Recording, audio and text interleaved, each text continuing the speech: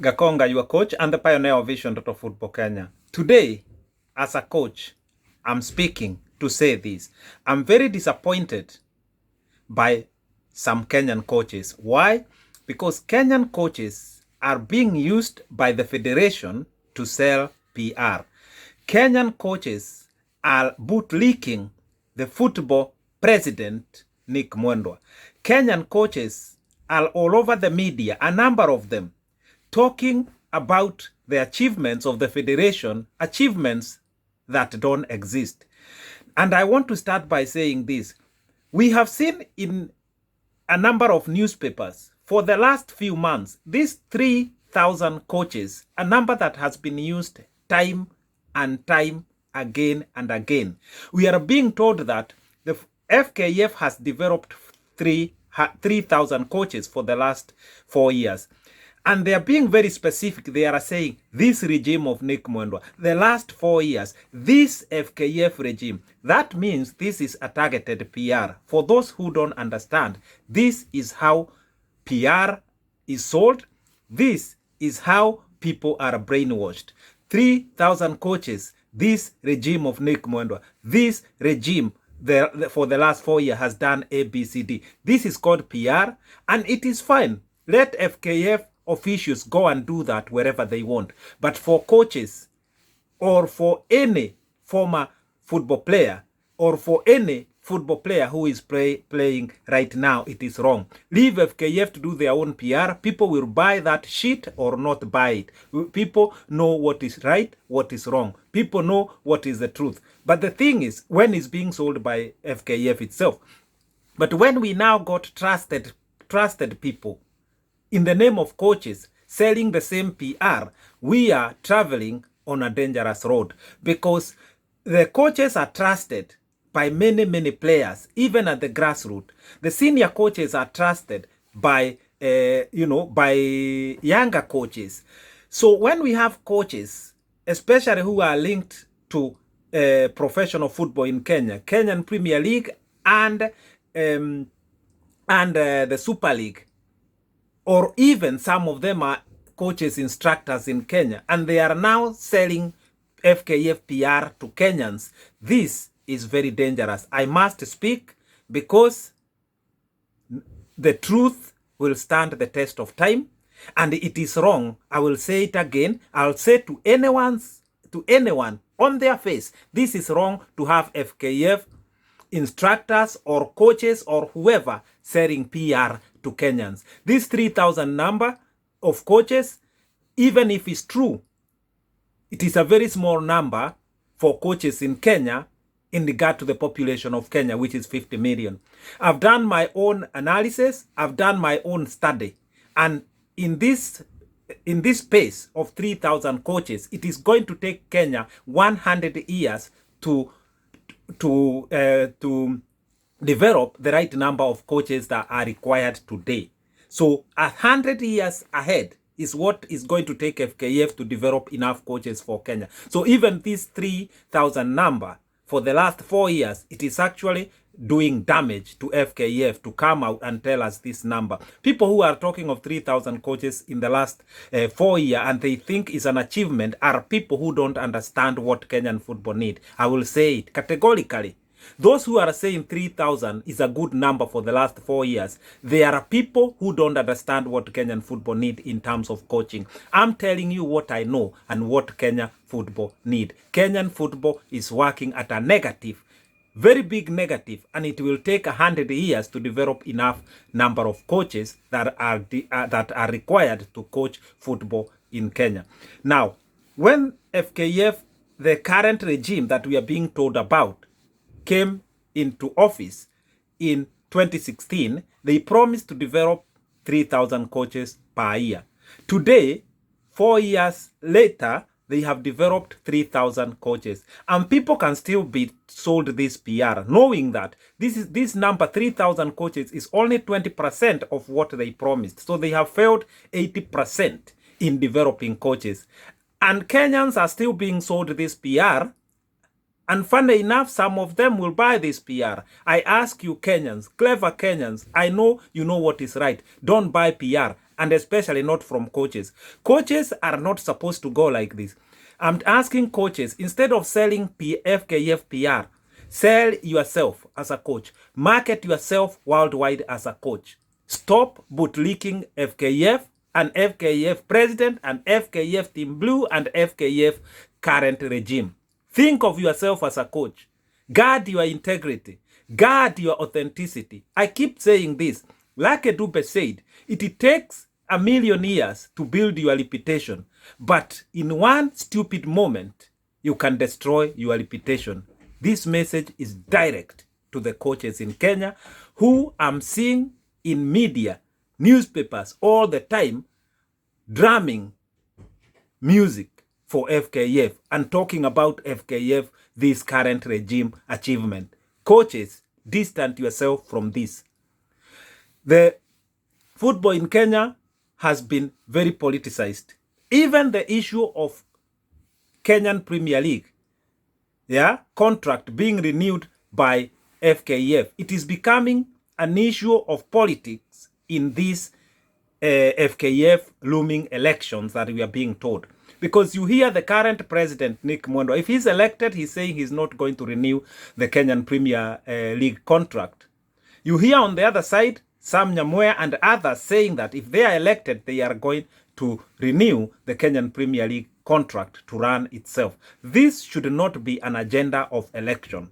This is politicizing Kenyan football and now the Kenyan Premier League. And I'm asking Kenyan Premier League to ask the federation, the president, and the aspirants to distance themselves from the issue of running Kenyan Premier League. Kenyan Premier League does not need politics. It should just stand up, stand out, stand up tall and say, we as Kenyan Premier League, this is the direction we want to go. We are going to manage and run ourselves, regardless of who is elected. And I will say it again. Kenyan Premier League, if you are led by cowards, tell them to stand up and be counted. You do not need politics as Kenyan Premier League. You know your direction. You know where you are heading. You know you're supposed to run yourself as a business and manage yourself as a business. That's the only way Kenyan Premier League is going to attract sponsors.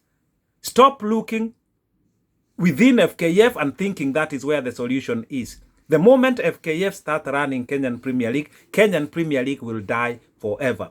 Now I go back to coaches. Coaches, stop bootlicking FKF. And this is not all the Kenyan coaches. It's a very small number of coaches that you keep seeing, drumming beats and playing drums for FKF. And not just FKF, the current regime. The regime that has been in leadership for the last 4 years. Everything is very rounded. It has to fall within the 4 years. We are being told we went to Africa Cup of Nations in 2019 because of the current regime. That is nonsense. And let me point this again and again.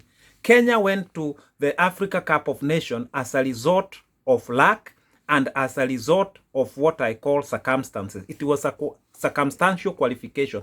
We qualified because Sierra Leone was banned. We qualified because Ghana was deducted points. We qualified because teams were increased from 16 to 24.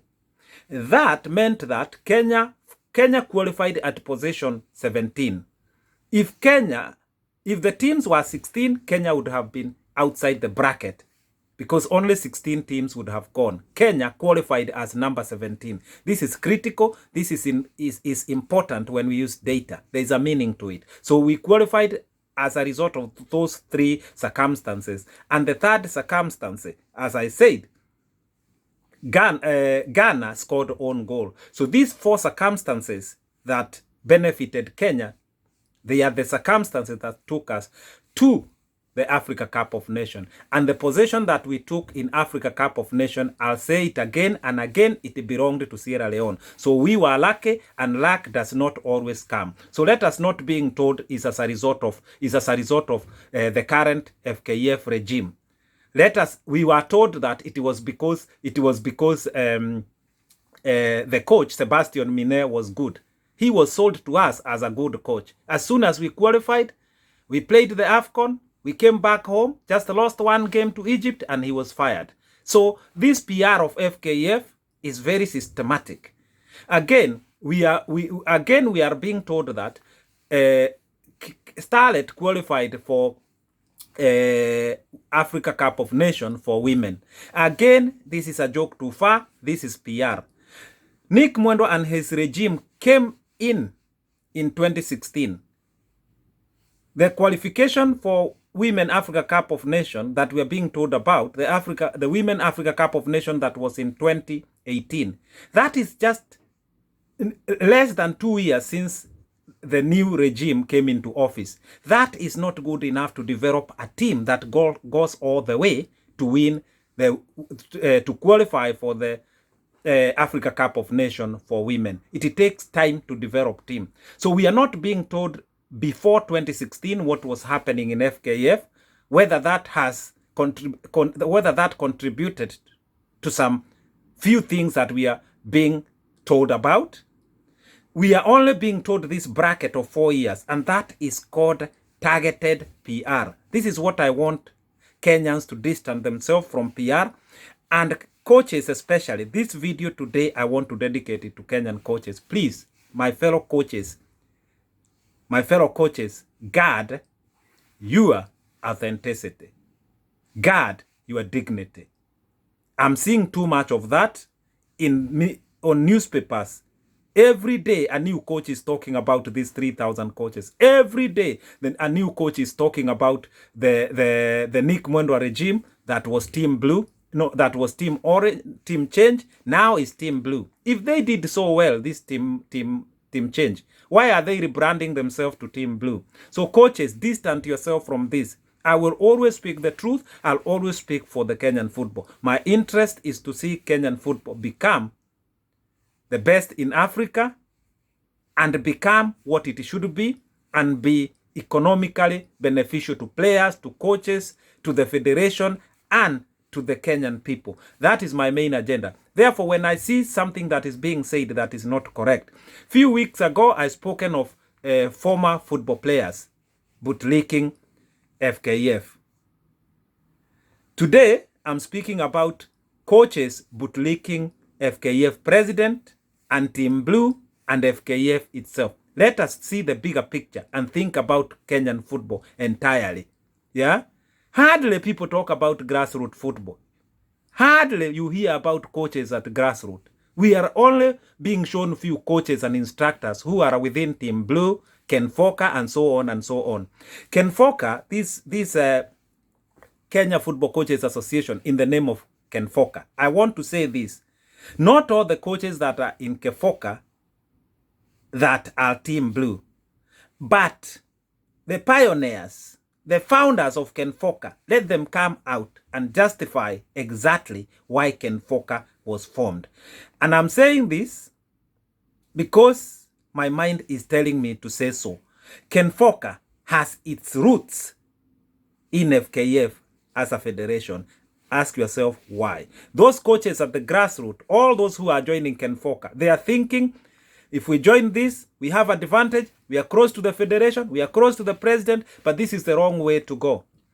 And the reason why I'm saying this, not because I'm in support of Kefoka, the original football coaches association in Kenya, but I want to say this as well. I know Kefoka has trained coaches in the past, but why is that number of coaches they have trained has not been mentioned anywhere within FKF? All you hear is the 3,000 coaches trained by Nick Mwendwa regime. Why? Even if Kefoka trained one coach or two coaches, talk about it. Talk about them. Talk about Kenyan football.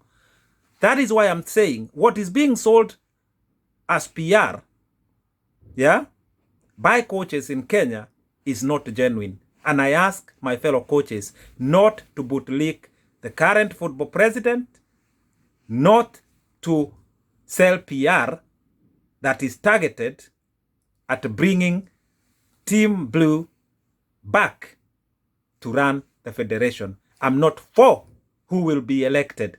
I'm for football change in Kenya, for a football evolution, for an entire solution for our Kenyan football. And I will continue to say this, the looming elections, I'm not concerned. What I know, a Kenyan football evolution is what is going to solve our problems once and for all. Fellow coaches, stop, stop, stop.